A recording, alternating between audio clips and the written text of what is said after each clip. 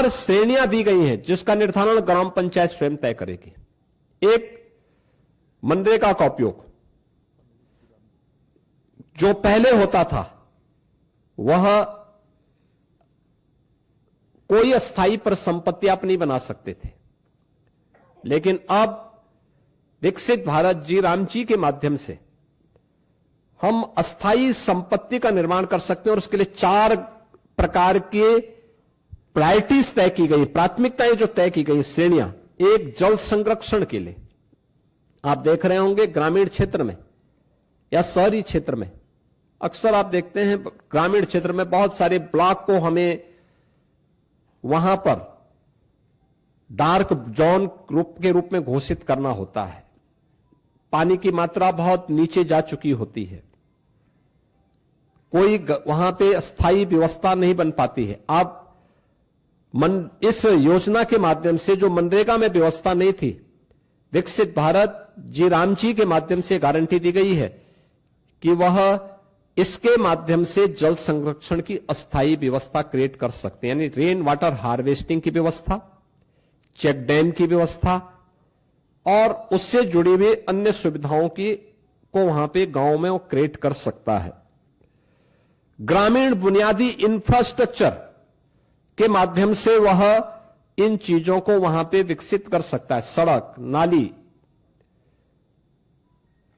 इन सब का विकास कर सकता है।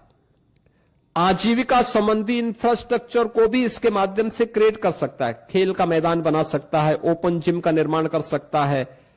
गांव के पास पैसा है, गांव के पास लैंड है, गांव की मार्केट मंडी बना सकता है। गांव में सड़कों पे जहां तहां जो मंडी बनी हुई है उसको हटाकर उसको व्यवस्थित रूप से दुकानें बनवा करके एक अच्छे खाली जगह पर उसको अस्थायी रूप से सड़क से हटा करके एक सिस्टम के साथ जोड़ सकता है, जिससे सुरक्षा की गारंटी उस दुकानदार के पास भी हो जाएगी और साथ साथ गांव के पास एक इनकम का माध्यम भी हो जाएगा। इस प्रकार की उसको भी किया जा सकता है। और प्रतिकूल मौसम घटनाओं से निपटने और आपदा तैयारी हेतु भी विशेष कार्य किए जा सकते हैं, यानी बाढ़ प्रबंधन के लिए गांव से जुड़े हुए छोटे छोटे कार्य हैं, उसके लिए शासन पे उनको निर्भर रहना पड़ता है। अब इसके लिए निर्भरता की आवश्यकता नहीं, ये सारी चीजें वहां पर उपलब्ध। आप इस विकसित भारत जी राम जी की इस स्कीम के माध्यम से इस अधिनियम आपको एक गारंटी दे रहा है। टेक्नोलॉजी को कानूनी अधिकार के रूप में अब शामिल इसके माध्यम से किया गया है। बायोमेट्रिक उपस्थिति, geo tagging, satellite imaginary, real time mobile app monitoring और EI से निगरानी और सीधे डिजिटल भुगतान, यानी अब हाजिरी भरने की औपचारिकताएं नहीं होंगी।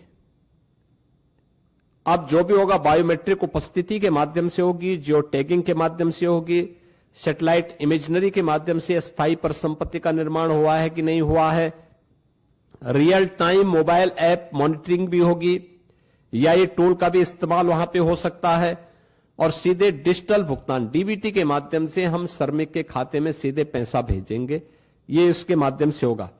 फर्जी नामों पर पैसा उठाने का खेल अब हमेशा के लिए बंद।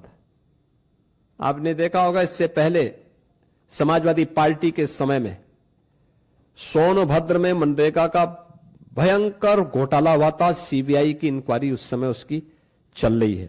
यह भी उनके समय में लगातार होता रहा है। 6 माह में अनिवार्य सोशल ऑडिट, डिजिटल और समयबद्ध बहुस्तरीय शिकायत निवारण, जिला लोकपाल की व्यवस्था और केक के मानकों के अनुरूप ऑडिट की व्यवस्था भी इसके माध्यम से रहेगी। दूसरा, वित्तीय अनुशासन के साथ साथ यह संघीय संतुलन को बनाए रखने में भी एक बेहतर योगदान नया अधिनियम हमें देने जा रहा है, जिसमें केंद्र राज्य की साझेदारी 60-40 की हो गई। स्पष्ट वार्षिक बजट, लेकिन काम मांग आधारित ही रहेगा, यानी काम जो मांगेगा गांव में मांगेगा उसके अनुरूप ही वहां पे उसको कार्य भी दिया जाएगा। राज्यों को अधिक वित्तीय भागीदारी से में स्वामित्व निगरानी और उसकी गुणवत्ता सुधार, ये राज्यों को इसका पूरा वो दिया गया है कि राज्य इसके लिए करेंगे। और मेरा मानना है कि कुल आवंटन में वृद्धि करके राज्यों को इस मनरेगा की तुलना में अगर इस नई स्कीम के माध्यम से आप देखेंगे तो विकसित भारत जी राम जी के माध्यम से 17,000 करोड़ रुपए अधिक धनराशि इसके माध्यम से प्राप्त हो सकती है। इसमें राज्यों को, यानी इससे पहले हो